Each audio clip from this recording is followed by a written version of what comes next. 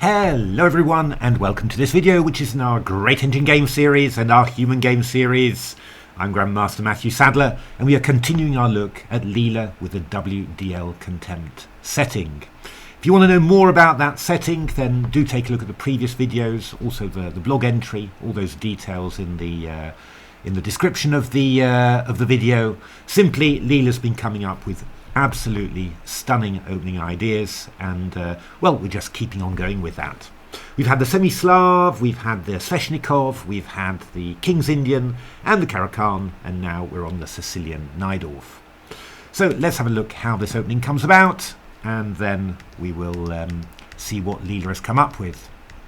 Many possibilities in this, all of them analysed to the nth degree. Leela comes up with bishop g5 as the main idea. There's also a couple of interesting ideas just a bit further down that we might have a look at as well in future videos. Now, knight bd7, also very popular at the elite level, but let's have a look at the traditional e6. And now f4 is the most common idea when many possibilities. Again, queen b6 is the poison pawn, Bobby Fischer's favourite. But Leela likes the line queen f3. Certainly not unknown, but not half as common as f4.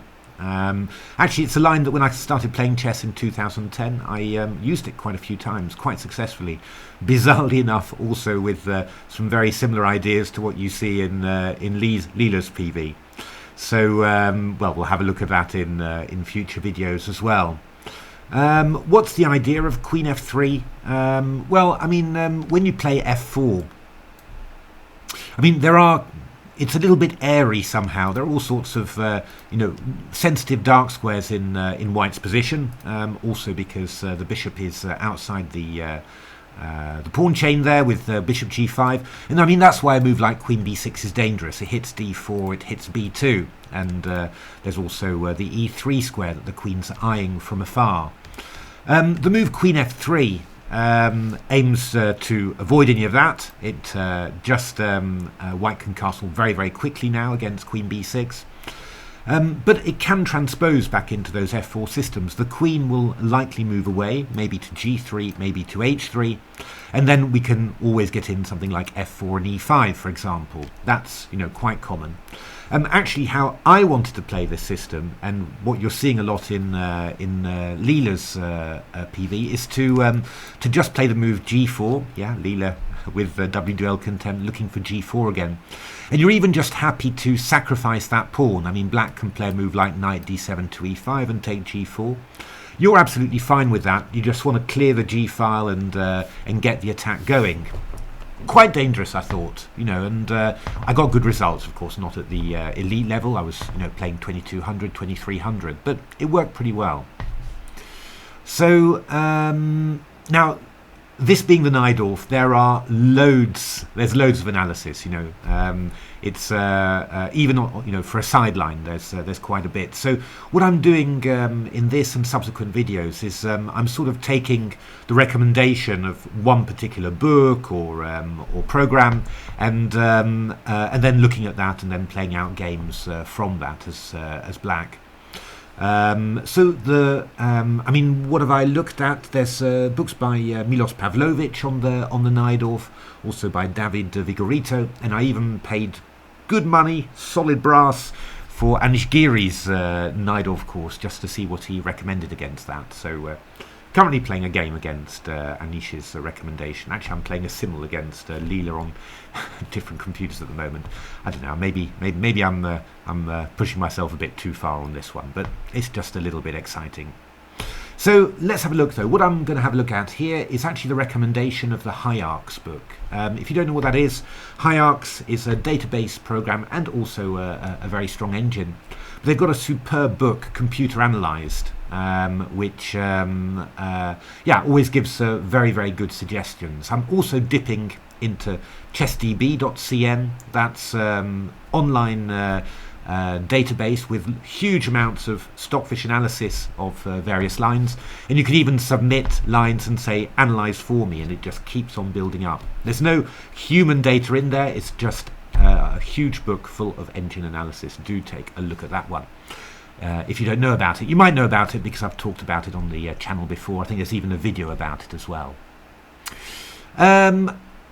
What is the most obvious way for black to deal with this? Well, h6 is a very challenging move, because white straight away has to decide where to put the bishop. Now, the move I was playing was to play the move bishop d2. That's the one I was quite keen on. And I think I also played bishop h4 as well a couple of times. Leela plays the move bishop e3. And now knight bd7 is the Hierarch's book recommendation. Very flexible from black. You know, the knight can come out to here.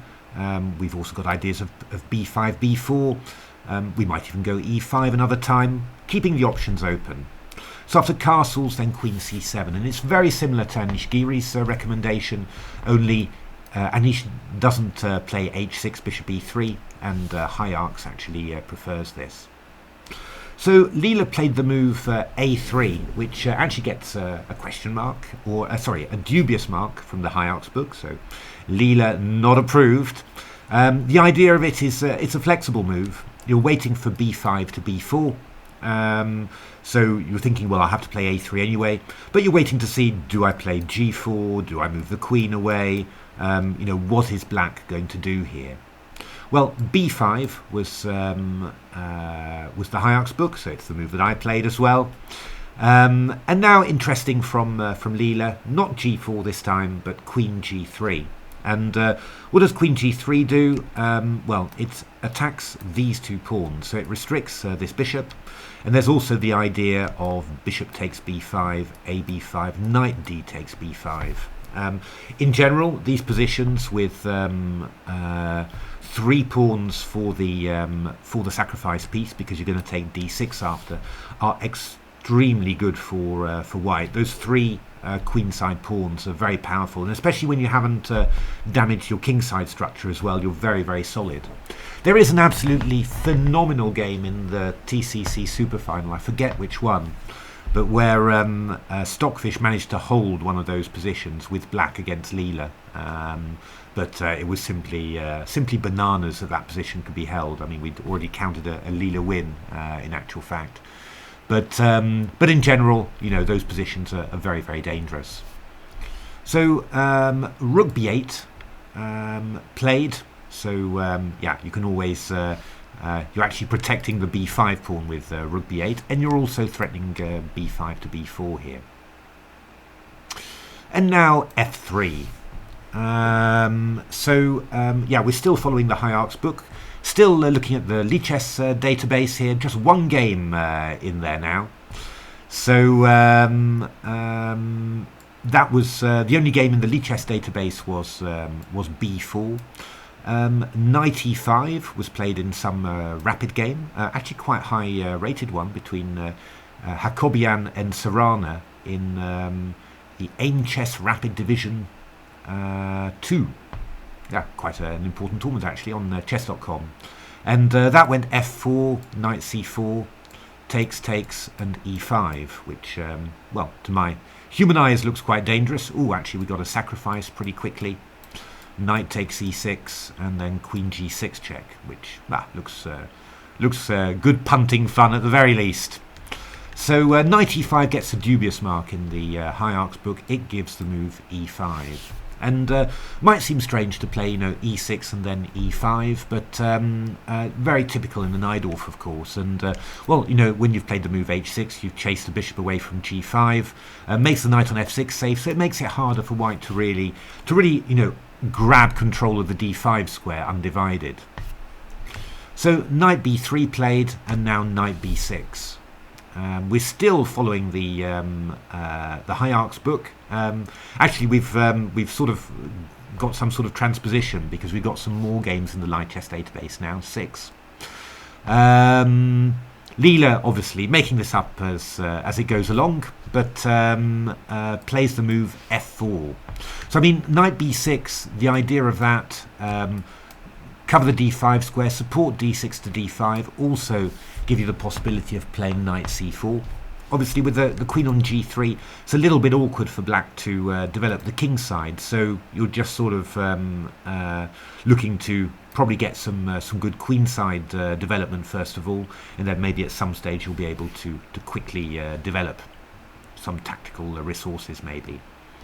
But Leela's not hanging around. f4 now. So you've played knight b6, maybe weakened the support of this one.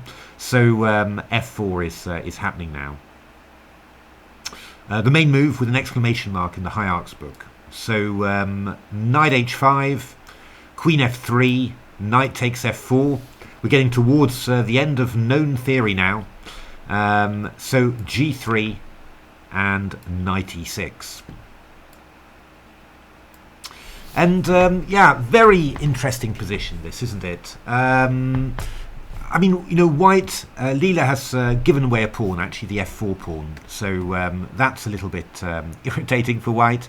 But on the other hand, you know, black's pieces, black's development is not fantastic. You know, king obviously still in the centre, bishop still at home. We've got this d5 square, which, yeah, I mean, it's not really white's to make full use of, you can say, yet, but it's definitely there. And, you know, white's got a space advantage, a slight development advantage. Yeah, things are still to happen, of course, but there's enough for white, you know, to play there. And, you know, it sort of felt, from the black side, sort of felt like pretty decent compensation for white, but, you know, nothing too terrible either. You know, it's just a complicated game. Now there's one correspondence game in this position, and that was bishop takes b6. This is Koppar against Klepstsok. German email 2018, both 2500 players, so strong correspondence players. This carried on here, h4, bishop e7, knight a5, bishop b7 takes. I mean, white going for the opposite coloured bishop approach, grip of the d5 square. Obviously black's going to play knight c7 takes d5 to remove it. White's fine, you know, it's a slight edge, I guess, but yeah, black drew fairly easily, not too many problems there. Wasn't expecting Leela to play like that, and indeed Leela not. Leela played novelty, move 17, and I think it's a very good one. It's h4. So actually Leela's just keeping the position, and that is something quite noticeable. I think you can really see it in loads of these games that Leela's playing. You know, there's aggressive stuff in the opening, but there's also this lovely Leela sort of, you know, taking your time, building up your position, putting your king safe, and then attacking afterwards. So very, I mean, very instructive, I think, also about how to play these types of openings. h4 is very nice. It white's, you know, may be preparing g4 to g5, may be preparing bishop h3 to try and swap off the light squared bishops, and also asking black, well, you know, what are you going to do? I had two ideas really. I mean, knight c5 was one idea, possibly with the idea of playing bishop e6. Didn't think that was too stupid. But I you know, I kind of felt that for a first game, bishop e7 is the most natural. Just go bishop e7 and castles, get that f7 square defended. These manoeuvres with black with knight h5, they've driven the queen away from g3, so g7 is not weak anymore. And yeah, you know, I mean, we'll see what white's going to come up with. But I've always got, you know, ideas for counterplay with this as well later. So king b1 from Leela, in a way surprising to play so calmly when you're just a pawn down, but it's also in a way not surprising because this is really what we keep on seeing from Leela, you know, playing these sort of consolidating king moves like this before going for an attack. So after castles, I should really have guessed straight away what Leela's next move would be. It's g4. There we are. Always g4 from Leela. Leela loves g4 with this WDL Contempt setting. And I sort of had to think about what to do here. One slightly off-the-wall idea I had was to go here and here, putting some pressure on the knight on c3. And you know, the idea is to take, and if knight d2, I play d5, and I'm going to have some sort of attack sort of thingies here. but it felt a little bit off the wall somehow. And well, you know, this is always the thing that you're always risking just completely miscalculating something. So I felt actually that I had quite a clever and also quite safe idea here. So I thought that would be what I would do. I played the move knight f4, so I'm just willing to give back a pawn just in order to break the attack of the bishop against the king side. Takes, g5, and then this was my nice idea, I thought. So, I mean, I really want to stabilise this king side. You know, I don't want Leela to rip my king side open. But obviously, if I go h5, then queen h5. I did vaguely look at a few lines like this. I wondered, you know, maybe I'm just blocking the king side and all that, but it just didn't feel right to do. So I came up with g6. I mean, if you go gh, then I go bishop f6. Haha, my bishop gets active. And if you go queen takes f4, then I go h5. I mean, I wasn't surprised that Leela played queen f4 because we've seen this sort of idea sort of restricting the dark squared bishop. We saw this in the anti-Sveshnikov system that Leela played, so not at all surprising that Leela did this. But I was actually very happy with my position here. I sort of thought, you know, I'm going to play rook e8. I'm going to get my bishop round to g7. I can do that in this position because I've got the king side nice and stable there. And yeah, I mean, you know, white's fine too. White's got some trumps as well, but I was thinking that I was actually quite solid here. So after bishop d3, I went rook e8. Yeah, before white gets rook to f1 and attacks f7, I just want to be able to get my bishop round here. And knight d5 played by white, and that wasn't unexpected. I sort of thought this might happen because, you know, after e takes d5, okay, we've no longer got the d5 square, there's a pawn on there, but we've opened the bishop against here, and we've created an outpost on c6. So I was, you know, I played bishop f8, and I was sort of expecting something like, you know, knight d4, rook f1, the knight's going to come around to c6 maybe, and yeah, we carry on, right? I mean, it's yeah, complicated game, but yeah, who knows? However, Leela took me completely by surprise, and yeah, again, I don't think I reacted so well to it. A little bit emotionally, maybe, but it was. I found it deeply irritating because it meant that I'd actually missed a positional feature of playing e4 takes d5. I'm getting emotional in my old age. Well, I've always been quite emotional at the board. I don't know whether you could see that really. I just always looked a bit angry, but yeah, huge huge mood swings for me.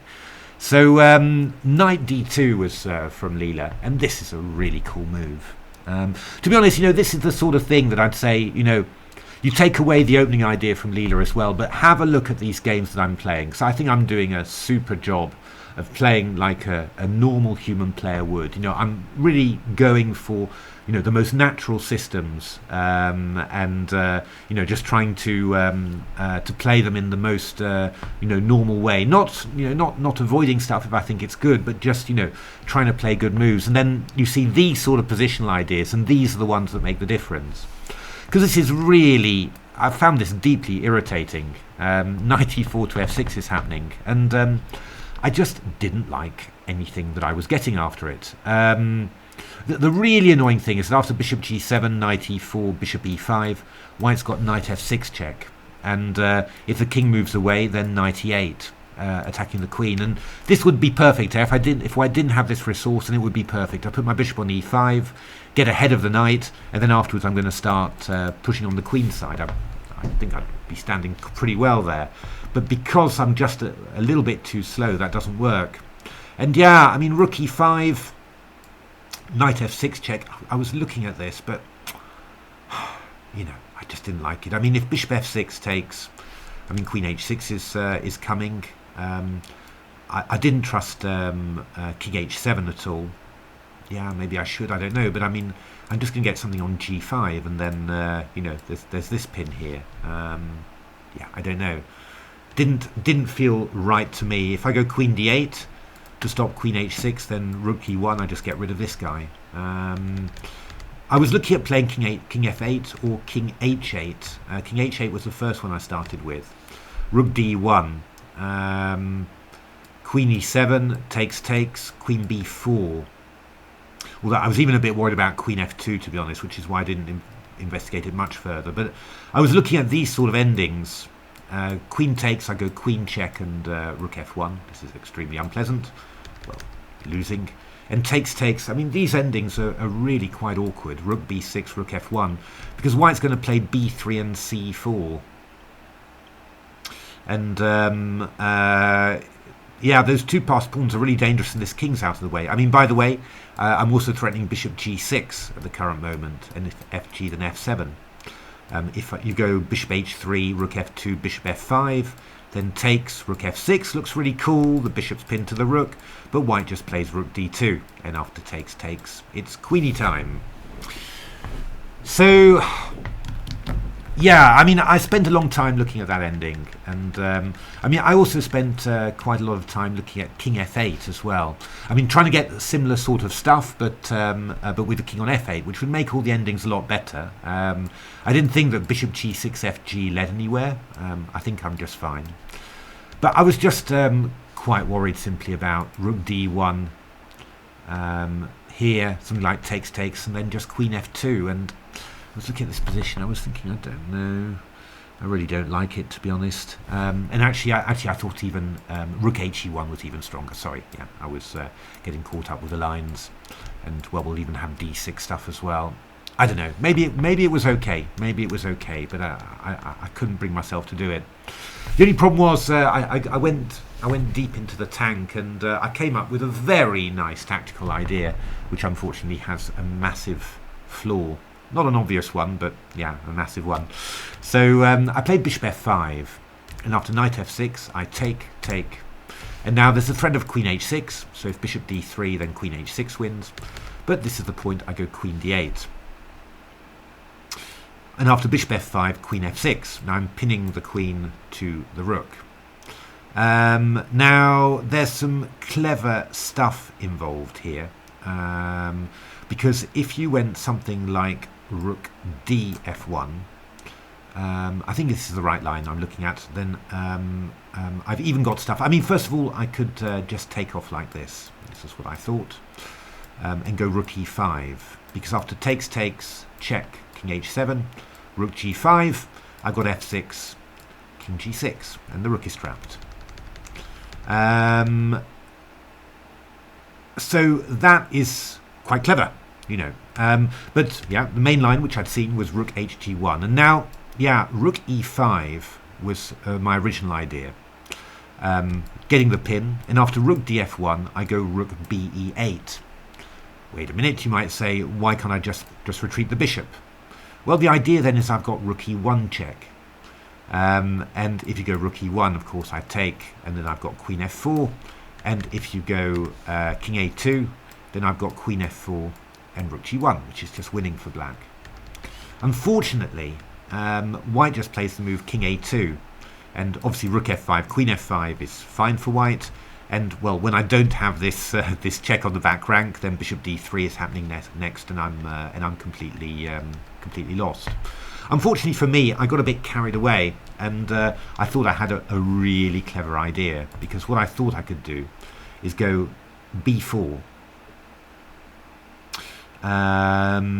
just opening up the queen side. So you know, I'm just threatening b takes a3, which is really dangerous. If you try and go a4, I play the move b3, and then after c3 I go rook e5, and you know, the point is of this that the white king can't move to a2, so I've got you pinned to the back rank, so this is bound to be, you know, very, very dangerous indeed.